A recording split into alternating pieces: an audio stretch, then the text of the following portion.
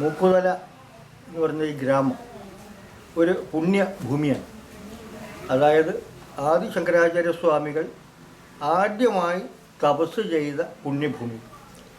അദ്ദേഹത്തിൻ്റെ തൃക്കരങ്ങളാൽ വിവിധ മൂർത്തീഭാവങ്ങളിൽ പ്രതിഷ്ഠ നടത്തിയ പുണ്യഭൂമി. അങ്ങനെ ഒരുപാട് സവിശേഷതകളുള്ള ഒരു പ്രദേശമാണ് ഈ മൂക്കുതല ഗ്രാമം. ആദ്യമായി അദ്ദേഹം ബാലശങ്കരനാണ്.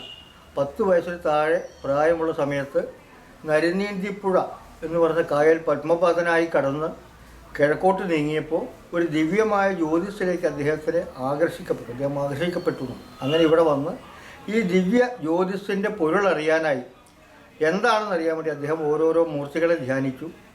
ആ ഓരോരോ മൂർത്തികൾ ഇവിടെ പ്രത്യക്ഷപ്പെട്ടു. അവരെയൊക്കെ ഓരോ വിവിധ സ്ഥലങ്ങളിൽ പ്രതിഷ്ഠിച്ചിട്ടും ജ്യോതിസിന് കുറവില്ലാതെ വന്നപ്പോൾ ഇതിൻ്റെ പൊരുളറിയാൻ വേണ്ടി തപസ് ചെയ്ത ആ സാക്ഷാൽ ആദി പരാശക്തി തൻ്റെ പിൻഭാഗത്തുണ്ട് എന്ന ബോധ്യത്തോടു കൂടി അദ്ദേഹത്തിൻ്റെ തപം അവസാനിപ്പിച്ചു എന്നാണ്.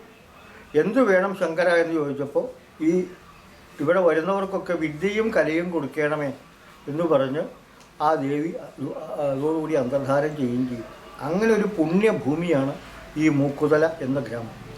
ഒറീസയിലെ ഭുവനേശ്വർ ഒരു ടെമ്പിൾ സിറ്റി ആയിട്ടാണ് അറിയപ്പെടുമെങ്കിൽ മൂക്കോല ഒരു അമ്പല ഗ്രാമമാണ്, ക്ഷേത്ര ഗ്രാമമാണ് മൂക്കുതല. വ്യത്യസ്ത മൂർത്തിഭാവങ്ങൾ. ആദിശങ്കരൻ പ്രതിഷ്ഠിച്ച ആദ്യത്തെ ഭദ്രകാളി ക്ഷേത്രം കണ്ണേങ്കാവ് ഇവിടെ ഉണ്ട്. ആദ്യത്തെ ദുർഗാക്ഷേത്രം ഇന്ന് കിഴക്കാവ് എന്ന് പറയുന്ന ക്ഷേത്രമുണ്ട്. പരിവാരങ്ങളോടുകൂടി പാർവതി ഇല്ലാത്ത ശിവൻ പ്രതിഷ്ഠിക്കപ്പെട്ട രക്തേശ്വരം ശിവക്ഷേത്രമുണ്ട്. ആദിശങ്കരാചാര്യ സ്വാമികൾ ആദ്യമായും അവസാനമായും നരസിംഹത്തെ പ്രതിഷ്ഠിച്ച ഒരൊറ്റ ക്ഷേത്രമേ ഈ ലോകത്തുള്ളൂ, മൂക്കുതലയിലെ കുളഞ്ചേരി നരസിംഹമൂർത്തി ക്ഷേത്രം. വേറെ ഒരു സ്ഥലത്തും അദ്ദേഹം നരസിംഹത്തിനെ പ്രതിഷ്ഠിച്ചതായി കഥയില്ല. അതും ഈ മൂക്കോല ഗ്രാമത്തിലാണ്.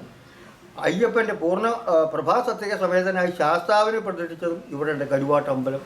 ഇങ്ങനെ ഇത്രയും അമ്പലങ്ങളുള്ള ഒരു ഇതൊക്കെ ഏതാണ്ട് 1 കിലോമീറ്റർ അകലത്താണ് എല്ലാ അമ്പലങ്ങളും അദ്ദേഹം സ്ഥാപിച്ചിട്ടുള്ളത്.